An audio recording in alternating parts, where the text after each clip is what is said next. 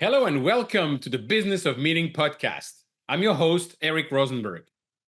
Over the years, I've had the privilege of helping businesses in the meetings and event industry grow and succeed. And I'm excited to share that experience with you.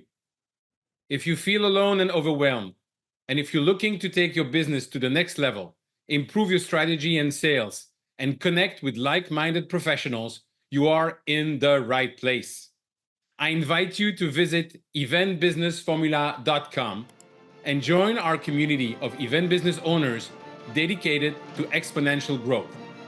Now let's dive into today's episode. Hello and welcome to a new episode of the Business of Meeting podcast. This is going to be a very interesting episode, and I know all people listening, you're going to be using what my guest today is going to teach us, because I am speaking with none other than Eli Facenda, who is with the Freedom Travel System and is known as the travel guy. We're going to know what we need to do with all the points we're getting, how to get upgrade, how to fly first class and live in suites all over the world, and much more. Eli, thank you so much for taking the time today. Thanks for having me, Eric. I'm excited to be here and share hopefully some cool insights around how people can get better travel for much, much less and have some fun doing it. I'm sure you're going to do that. Thanks to our common friend, Jason Gaignard, I get to meet you, to listen to you, full of knowledge, and I can't wait to dive in. But first thing first, what is your journey? What is Eli's journey? Man, yeah. So kind of the story of it all is I'll take you back to 2015. So at this point, I had just graduated from Lehigh University, New York City, as a finance degree. And until then, I really wasn't sure what I wanted to do with my career or my life. Like most people in college, I went to school for baseball and kind of majored in finance, but that was just because I thought it would give me the best options. I didn't really know what I was doing. And I had this opportunity stumble across just my desk, I guess you could say. It wasn't really a desk at that point, but I got the opportunity to build this international tour company. And so at 22 years old, I'm fresh out of college. I didn't even ask how much I was going to get paid. That's how excited I was at the opportunity. I was like, group travel, big events, like international planning, sports. I was like, this is the dream. I don't even care about anything else. I will just hustle and make this thing work and add value. And so the first really entry into my career was really through the travel industry, which was sparked through my own experience. When I was in high school, I went to go play baseball down in the Dominican Republic at age 16. It was my first ever international trip. It blew my mind, the culture shock, the experience. So I got hooked then, but I followed that bug and really followed that curiosity of like, what is a life that feels really like, it's always like, I wanted my life to feel like mine. Like I wanted to feel unique to me and to not just follow the well-worn path. And so I did that for several years, and that opened my eyes to the world of credit card points and travel hacking and the group travel planning and all these different skill sets that really came full circle into what I do today. And so it's just been kind of a cool unfolding of following my curiosity, my passions, and acquiring skills along the way, meeting amazing people throughout the adventure, and then all of a sudden stumbling into a pretty awesome brand, a business where we get to help thousands of really cool entrepreneurs, do something I'm super passionate about, have a lot of fun doing it. So I feel very lucky to get to do what I did get to do. But that's a little bit of the high level, but really it's been driven by curiosity and passion and just like maybe a little bit of a stupidity of willing to take risks. Stupidity of that. Well, I think that any entrepreneur will have this bug where, but I also find out a lot of people will choose misery over uncertainty. And I certainly don't want to regret not having tried at least. So that's the whole point of entrepreneurship, right? Amen. I mean, I do a lot of the Tony Robbins events, and he talks about how, uncertainty is where if you have that tight grip in life, it's where like you get fear, you get anxiety, but it's also where passion comes from in like a relationship. If it's super certain, it's boring. So taking the risk, I mean, that's the thrill, that's the adventure. And it's like I would really love that old cliche. It's like, no one's going to get to the end of their life and be like, I wish I played it safer. No one says that. Everyone that is at 90, 100 years old is like, damn, I wish I followed my dreams more. I wish I enjoyed more of the opportunities I had. I wish I traveled more, had more experiences. So I'm like, I don't want to have to wait till 90 to figure that out. So yeah, so that's kind of always been a big driver for me as well, is following that uncertainty and really just stepping into it with a little bit of faith and, enough of an idea of where we're going to hopefully make it work and then see what happens. You say that you had the travel company and helping teams. And I think that to work in our industry, somehow we need to be thriving as well when things are not going well. when there's something unexpected, when we go, some people will freeze and we will go, okay, what are we going to do now? So before we get into the points and using the miles and everything, do you remember, I'm sure you had plenty, but like the story, the thing that went completely crazy and that you had to save the day? Oh, yeah. Well, I mean, COVID was I think everyone in this industry felt the same thing, but it was a cool opportunity because I had done a lot of personal growth around mindset. And I had learned from a lot of my mentors that the constraint on a business is never the business. It's always the psychology of the founder or the founders. And so when COVID hit, like day one, it was kind of weird from a humanitarian and global perspective. I was not excited. But from a what's going to happen? What are we going to make of this? How are we going to become resilient? I was actually really excited during it. Because I knew, I was like, our business is going to be just like, who knows where this thing goes. So it's really going to test us to have to become more innovative and more creative. And so with the tour company, there's a lot of lessons of things we did wrong. Unfortunately, there were just some things we tried to do for the betterment of our clients and our team that ended up costing the company massively. So that was a little bit of a mistake looking back. But some of the cool things we did is we were doing large scale international group trips. And we had to find ways to take a company that was we were going from about 1.5 million to about 4 million between like 2019 to 2020. They're big annual cycle trips. So like that was our year to make a big leap. And instead of going to 4 million, we went to about 150,000 because yeah, exactly. But we had to figure out how are we going to transition this to some online education? How are we going to do more domestic events and still run them safely? How are we going to pivot the entire business just to keep the lights on? Because that was the only goal at that point, was like survival. And so from a company standpoint, we really had to get innovative and figure out what can we do and stay clear on the outcome of just like, we're going to find a way through this and keep the lights on. But for me personally, I immediately I was like, this thing may take a while and this could really mess up an international tour company. I need to start to create something on my own that is just mine, that I have more control over, that I can leverage, that is a little bit safer of a play. So looking back, saying you launched a second travel company in the middle of the pandemic doesn't sound like a good idea. And it did take a while to get it started too. But that's when I launched my points concierge or points consulting business, because I knew, okay, I need to have some diversification, things that are more online, things that don't require in-person travel events, and things that are, I can leverage just myself. So I seized that opportunity. And then that actually ended up being the ticket to really scaling and really growing something that's even more significant than the tour company is, which has been very unexpected because that was not the plan when I started it. So that was my whole make lemonade out of lemons moment. And, it was a scary time for pretty much everyone in the industry. I mean, there were hotels, we would go to IMEX and IBTM World, we'd meet with vendors and we'd be calling them up, and then the thing would just keep ringing, or they wouldn't respond to emails, and we find out the hotel went out of business and we had $20,000 deposit with them. We were like, well, shoot, stuff like that was pretty hard to navigate. So it was certainly a time of uncertainty, as we mentioned, but one that when I look back, it was also the biggest opportunity that I was given to make some big pivots and to really seize that. And I feel really proud of how I did handle it. So it was an interesting period from that front for sure. Wow. That's amazing origin story rather in English. And sometimes I need translation, but well, it's cool because it's an origin story, but it's also an original story. So it's actually both. So you got it right. It's the original story. Exactly. I love it. Yeah. So how did you get that idea? Because all the people in this industry, we've all been using the miles, and we hate this airline XYZ, but we're still flying them because of the points, which, by the way, we rarely use or we accumulate them. How did you say, you know what?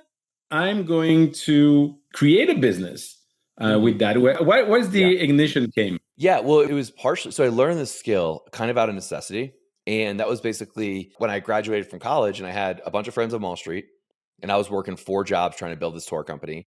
And our company was spending a lot on travel, and I wanted to travel personally, to the bachelor parties and to the fun things and international trips when you're in your 20s. Like, I wanted to travel on my own. And I was like, okay, I'm not making enough money to do this. I'm already working a lot, and I'm still not going to be able to cover it. And our company is spending a lot, like this credit card points thing. I had heard about it, and I was like, wait, this could really, I don't know if there was like one specific moment where it was like an aha, but it really just over time landed. I was like, if I learn this is going to do a lot for both me and the company. And I can get equity because I could save us so much money. So I was like, all right, I'm going to learn this stuff. So I just got obsessed. And then what happened is I got my first ever business class lay flat seat to London to go to an event. And I remember getting on the plane. And at this point, I'm a year out of college. I'm making like $25,000 a year. But I get on a plane, a seat that was $6,000, and I paid $5.60 for it. Right. So I started doing the math. I'd come out of the lounge, at a couple of glasses of champagne, so I'm feeling good. And I'm walking down the jet bridge, and for the first time, I see a flight attendant be like, "Mr. Facenda, to your left," and she points to her right, and it's the business class section. I'm like, I do not belong here. I'm so excited. I'm doing the math, and I'm like, this ticket is worth 25% of my total income right now, and I got it for basically free. I was like, I've cracked the code to the universe. I think that's important because the passion and that ignited in me, that feeling I got of freedom, of like, holy crap, I just hacked life, was something I was so excited about. I wanted to share it with anyone and everyone that I could. Like, I just got obsessed. So for years, I was just doing it as a hobby and helping my tour company. And then when the COVID thing hit, I had seen some other people that I knew online from previous businesses that were doing this like online coaching thing. And it's a little embarrassing to admit, maybe a little funny to hear, but some of them I knew, and I was like, that guy is not smart, and he's making like 30,000 a month. Like he's doing this stupid like lead gen. I was like, oh my God, I'm working so much harder. I'm so much more talented than this guy, and I'm making a fraction of what he's making. This is pissing me off. I have to do something. So it was actually a little bit of jealousy, plus a little bit of chutzpah, as we say, and a little bit of just passion for the thing that like made me want to start. But I didn't have a vision of scaling a multi 7 to 8 figure business. Like right now we're doing multiple 7 figures. I had no vision of that. I was like, I want to make, I actually remember I got on a coaching call because I was joining a coaching program about it. And they were like, what are your goals? And I was like, I'd love to make an extra $10,000. They were like, a month? And I was like, I meant a year. They're like, I think we need to stretch your goals a little bit. I was like, okay. So I didn't really have a huge goal for it. I just wanted something. And I think that also was part of why it grew organically, as I wasn't really rushing it. And so maybe that was a benefit to it. But yeah, that was certainly kind of how I saw the opportunity. And really, last thing I'll just say on that is I looked at the industry, and I was operating kind of as a business owner. I was like a number two, but I was really running the company. And I looked across the industry, and everyone else in my space, in the point space, was doing like big blogs. They were talking to consumers. And I was like, no one's helping business owners. And they spend the most and have the most points and probably want the most luxurious stuff and have the least amount of time. I was like, that's an opportunity to charge like premium level prices, deliver massive value, and just serve a market that's underserved right now. So eventually I realized that too, and was like, okay, there is a sizable opportunity in the space as well. I love your story because I always say when you take an international flight, always take left. Yes, exactly. And it's like, if you can. And I used to travel a lot for business and going to back and forth with Europe. Mm-hmm. I remember one day getting in the plane, I'm on the phone with my wife, and I look at the flight attendant, which I know by the first name and cannot remember first name. I say, hi, Julie. And I said, hi, how are you? And my wife goes, who are you talking to? I said, the flight attendant. And she goes, you know her? And that's what I'm thinking, oh my God, I'm traveling too much. This is insane. yeah, that's a lot. That's a lot. When you start to know them on a first name basis, that's with the same route all the time. Yeah. You probably realize I need to slow it down at that point. Well, yeah, but sometimes it depends on what you're doing. And I was always looking, especially when I had my corporate events agency in Belgium, I was looking what is the best airlines or the best routes for the client, for the incentive trip, for the sales meeting. So I never really focus on one airline specifically, which I try to do later on. What is your recommendation for airlines? What is it giving you? What are the best airlines in general? What are the best airline in the US for points or giving advantages to the individual? It's a great question because it's a kind of a complicated one for a lot of people. So let me share kind of a couple common beliefs that I like to dismiss because there's some myths out here. And there's always nuance to this. So everything I say has nuance. It's not a blanket generalization for everybody. That it's impossible to say there's one overall strategy for everyone. So that said, generally speaking, for most people, airline elite status is not worth pursuing unless you fall into a certain bucket where you're someone who's traveling enough on a specific airline where you're actually going to hit the highest levels and get meaningful upgrades that you otherwise would not pay for. That's the caveat. So, because if you're going to pay for, like we have a lot of business owner clients, they're already paying for first class. So what's the point of being loyal to American if you're already getting the main benefit just through paying for it because you don't want to risk not getting the upgrade? So that's number one. And then number two is because the opportunity cost of loyalty is very high, right? If you're spending on an American Airlines co-branded card, when you could be earning Amex points, those Amex points or Chase points or other bank points have on average around a 2 to 4x value compared to what American miles would have as a base value. So diversifying your spending is really beneficial. And sometimes loyalty means you're on a one stop when there was a direct with Delta, for example. And so for me, that's always frustrating because like I'm optimizing for highest level of comfort and convenience and ease and savings. And status doesn't always fall into that bucket. Now, if you're traveling Charlotte to London once a month for, the whole year, of course, getting status on American or One World status or with BA would make sense because like that's just a lot of travel on the same route. It's always those two airlines. That's going to make a lot of sense. But if you're traveling like me, you're a global traveler, it's a different airline each time. There's not like a lot of consistency. Going for status and staying loyal is not really a great place. That's kind of that bucket. The second bucket, which airlines are the best? I mean, there's two ways to look at this. Which programs are going to get you the best value? And then which airlines have the best experiences? So those can be two very different things. For example, within domestic travel, well, my favorite domestic product is actually JetBlue Mint, but they fly on such few routes that it's not even worth really putting in the top. Out of the major carriers, Delta is my favorite domestic product. Whether it's their first class, economy, narrow body, wide body jets, they're just, in my opinion, the best experience. However, their points program is terrible. In the points world, we call them Sky, instead of Sky Miles, it's called Sky Pesos because they're so low value to get you places. You want to fly to Europe in business class on Delta One, from New York to Amsterdam is oftentimes 300 to 400,000 miles. You could book that same ticket with 60,000 American miles to fly on American business class. So in that case, yeah, maybe Delta One's a little better than American Airlines flagship business class, but is it 240,000 miles better or is it just a little bit better? So there's always these trade-offs, right? And then obviously there's the big flagship international carriers and pretty much, the major Asian and major Middle Eastern airlines are dominating the market in terms of quality of experience. I mean, Emirates, Etihad, Qatar, just unbelievable experiences, especially when you get into like business or really the first class experiences are just out of this world. So the Asian carriers, ANA, Japan Airlines, Korean Air, stuff like that. Singapore Airlines is fantastic. And they each kind of have a different benefit. Some have cool features. Some it's about the hard product. Some it's about the service. Some it's about the staff. So it's fun to kind of experience these exquisite offerings and just notice the different kind of flavors that they each bring to the table. So that's my kind of global take on airlines as a whole. Yeah, to your point, I don't remember the last time that I bought a non-business class ticket and got an upgrade where I still have like 50, 60 in the account. Yep. And Singapore Airlines, that's actually where my eldest one started walking. We were on our way to Sydney for a trade show, and then we flew back, and that's when she started walking.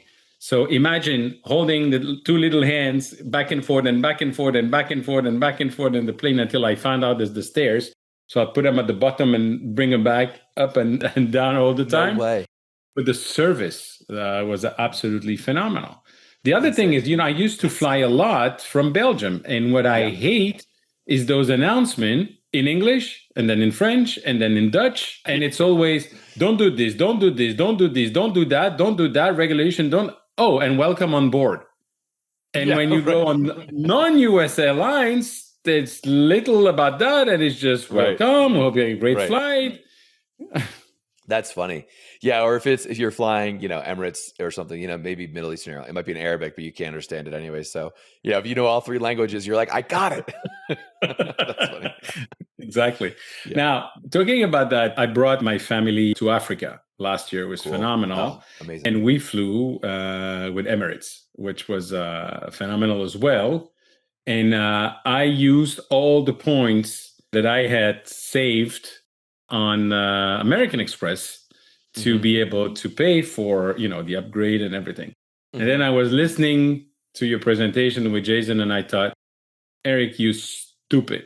You should have done something else. So for people that have so many points on their credit card, what is the right way to use them? Yeah, it's a great question and a key point because this is the make or break.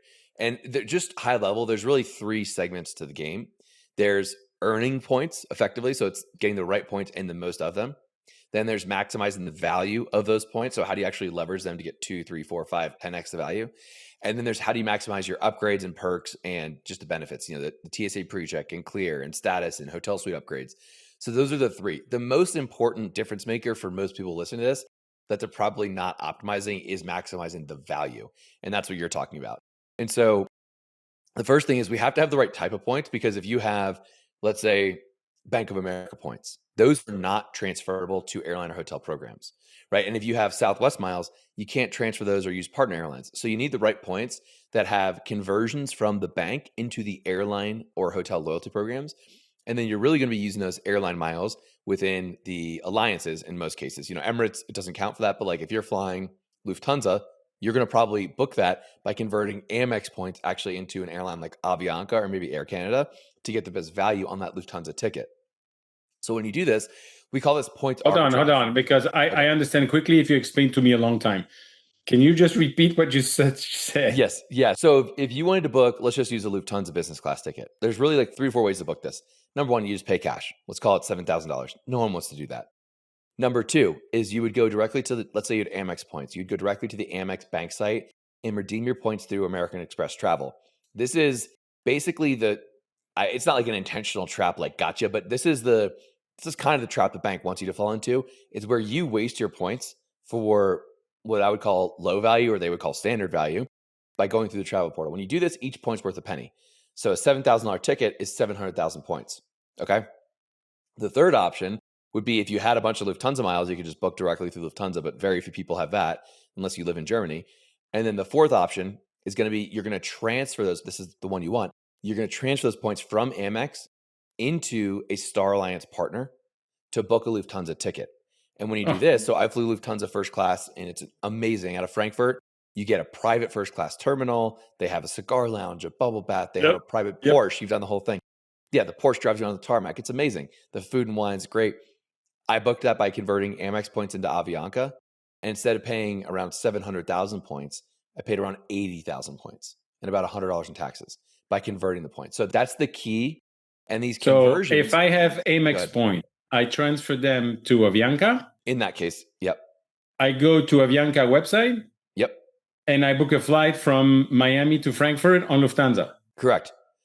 Yes. So think of it this way. When you go to a sporting event, let's say, you were going to go watch a Miami Dolphins game or something. I don't know. You may book the ticket through SeatGeek or through Ticketmaster.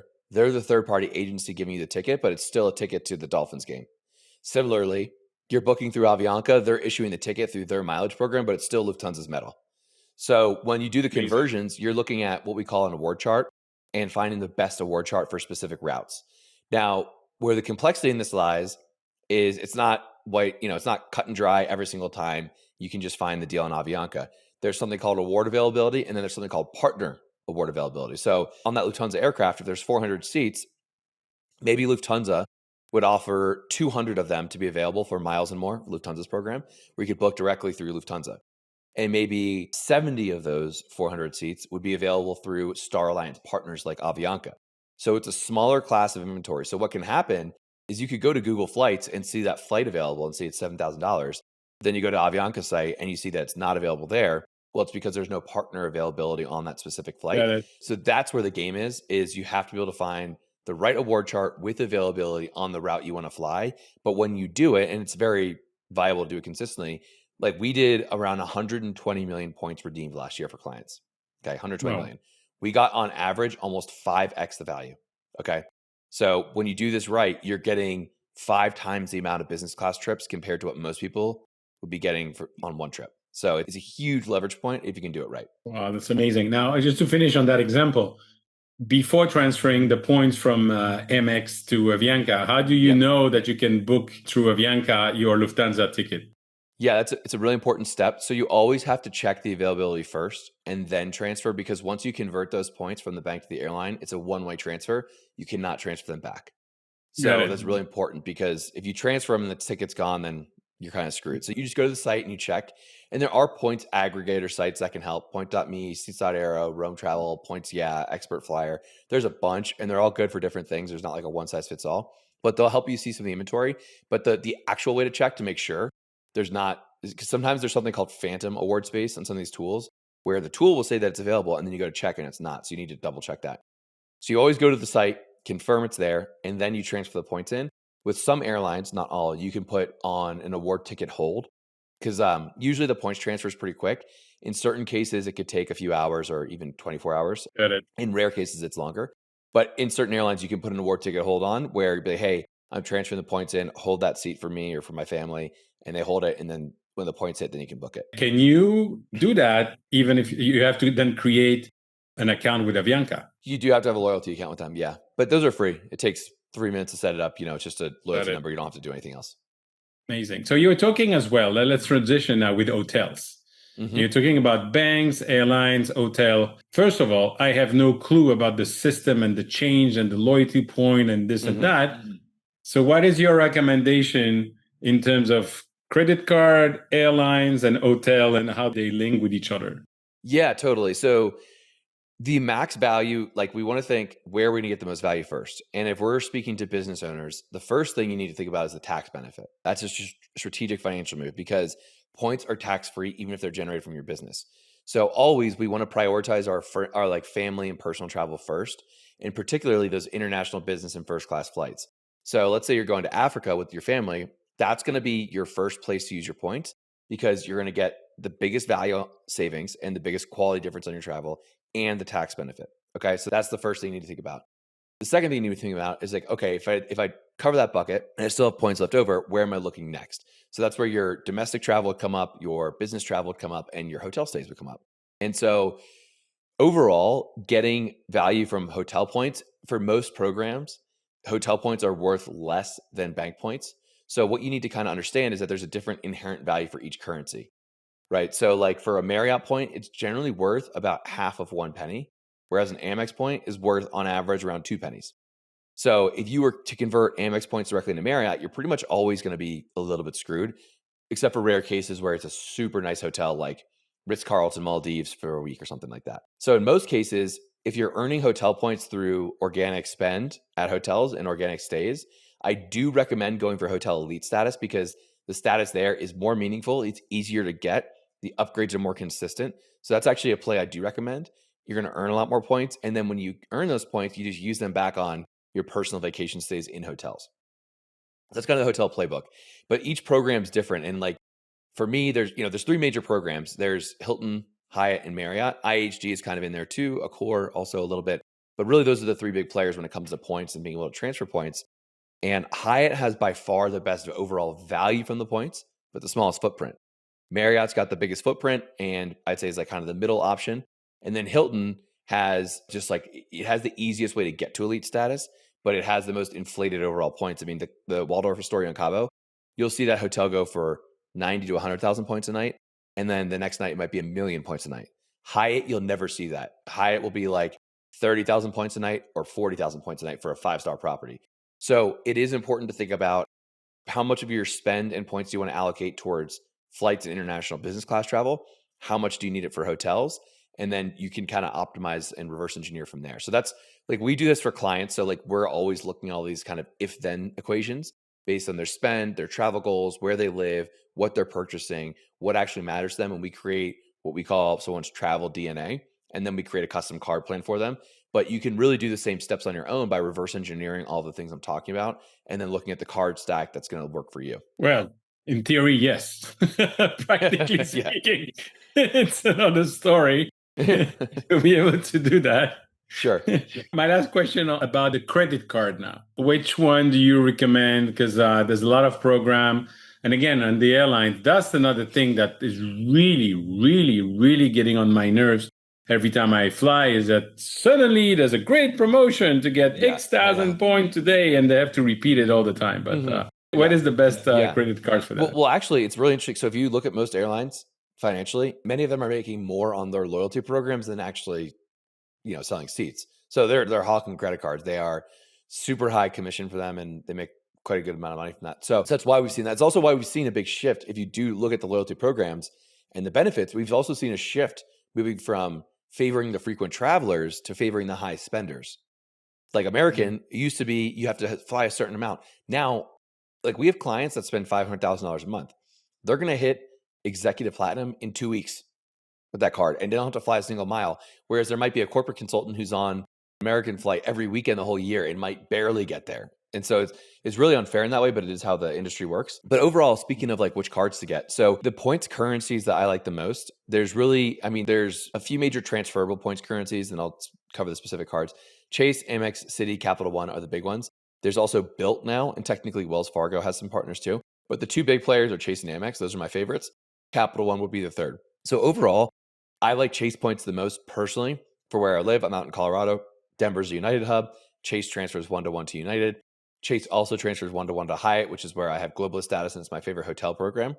And they also have a lot of the other key transfer partners, Air Canada, you can transfer to Emirates, Air France, British Airways, a lot of the big players. So for me, Chase points are the best. So then what I do is I look, okay, within the Chase stack, where do I spend the most money and which card aligns with that? So I run social media ads. So the Chase Ink Preferred is a great card for me because it covers 3 points per dollar on the first 150K spend per year on ads. So for me, that makes a lot of sense. For my personal dining and travel, if I do have those things that I'm paying for, then the Chase Sapphire Reserve is good because also 3 or 5x points on those things. So that's how I like to stack it up. But I also do carry the Amex Platinum and the Amex Gold stack, as well as the Capital and Venture X, because I look at the different categories of spend and align that way. So it's always going to be a little bit custom, but those are some of the top cards I just mentioned right there. Chase Sapphire Reserve Personal and Reserve for Business. Chase Ink Preferred is really good. Capital and Venture X for Business is amazing for people that have high spend on non-category bonuses. The Amex Platinum is more of a lifestyle card. You get the perks and benefits, and it's good for travel. And the Amex Gold is great for everyday, like groceries and dining spend too. So it's a bit of a mix, but those are some of my top favorites. Amazing. And I remember you say something about Amex Gold being better than Amex Platinum for in which cases?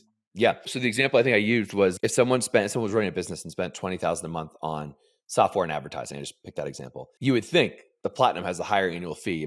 It's a more expensive card. It must be better. It's not in that case.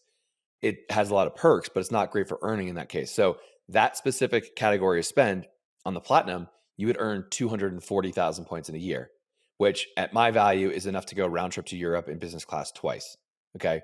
So 2 business class trips, let's call that $15,000. Okay.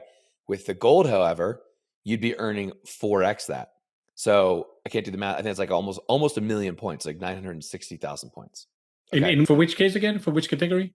So that'd be for software and advertising. Okay. If you had to. But you can look, this is one example of many where you'd look at, oh, I thought the Platinum would be better. Platinum earns 1 on those categories. The Gold and Business Gold earns 4. So you'd be earning nearly 1 million points. You'd get, instead of 2 round trip business class tickets, you'd get 8.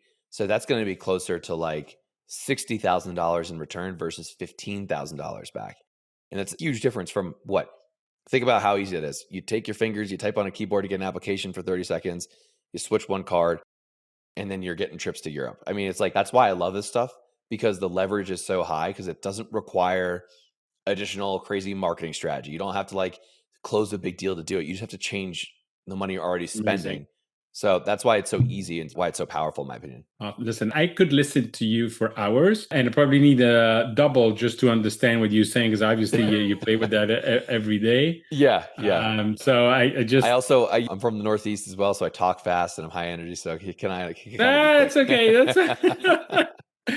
No, so I have 2 last questions. The first one is, how do people get in touch with you? Yeah. So the easiest way. So for us, there's my free stuff online. So Eli Travel Guy on Instagram. I share a lot of behind the scenes, how I'm doing stuff, give tips, updates, stuff like that. We do a newsletter and stuff too, so you could check that out, and a little bit on YouTube. But if you just want help, there's 2 levels that we help with. We have a full concierge level, so all done for you. White glove solution, custom card plan. We plan the trips. We'll help maximize the points. We even have travel advisors for the experience, and so that's just freedomtravelsystems.com. There's a short explainer video about it to see if it makes sense for you. And you could set up a call with our team to learn more, do it travel advisors. And so that'd be one option. The second option is we have our community, which is more of like done with you, where we're advising, you're getting access to a team of experts to ask quick questions. And that's for someone that's like, I'm already good enough to be dangerous. I just want some quick expert help, some quick recommendations. It's much lower investment, more obviously on your side, less done for you, but just quicker access. And you get to, get huge value out of what you're getting there too. So those are the 2 different tiers that we have. And ultimately, for people that are in the event space, there's probably so much spend on depending on how you're set up. There could be a lot of spend on different events and team travel and all those things. And that's one last thing I'll share. It's a little nugget is if you have high spend, and we could be talking about putting things that are not typically on a card, payroll, inventory, other events or venues that typically don't allow cards, you can pay on a card. Yes, there's a fee, but when you do it right, you get a huge return. Like I'm planning an event in Austria right now, in the Alps. We're doing something with a venue up in Solden, and the Ice Cube venue from James Bond.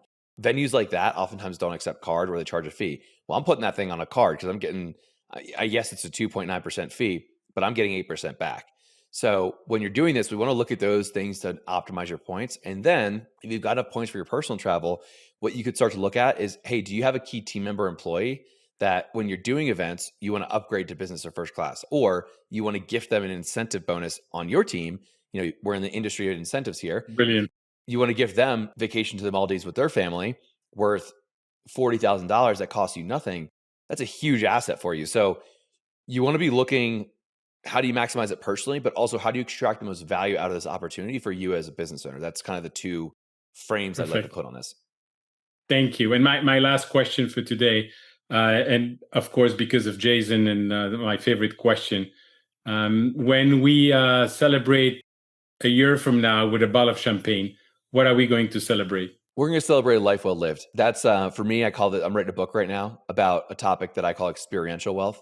And so that's really the moments that make you come alive, that really give you that sense of fulfillment in life, deeper connection to the people, places, the things. Travel is just full of it. That's why I love it, because I really just believe that when we look back, no one's going to be thinking about the amount of money they made, the MBAs. Like we all know the cliches, you look back on the memories. And so the problem is for us as business owners, it's so easy to get caught up in the next goal, the next milestone, all of this achievement that we think, oh yeah, we'll enjoy it later. So people in this industry, which I love, tend to embrace that more and faster. But to me, it's, yeah, sure, we have the business goals and I'm growing and I'm sure you are too, and we have our targets. But to me, what's more important than that is to see a founder or an entrepreneur who's leaving a legacy in how well they lived, not just how big their business grew. So that'd be a celebration for me, taking a bucket list trip, taking on a new life challenge outside of work that really made you come alive, make an impact, and doing something that connects you deeply with others. That's worth celebration for me. Amen to that. Eli, thank you so much for your time today. Thank you, Eric. Appreciate you having me on. Thank you for tuning in to the Business of Meeting podcast. I hope you found today's episode valuable. If you enjoyed the show, the most important thing you can do is leave a review and share it with your colleagues. It really helps spread the word. I truly appreciate your support. And if you're ready to take your business to the next level, don't forget to visit eventbusinessformula.com to learn more about how we are helping even business owners like you.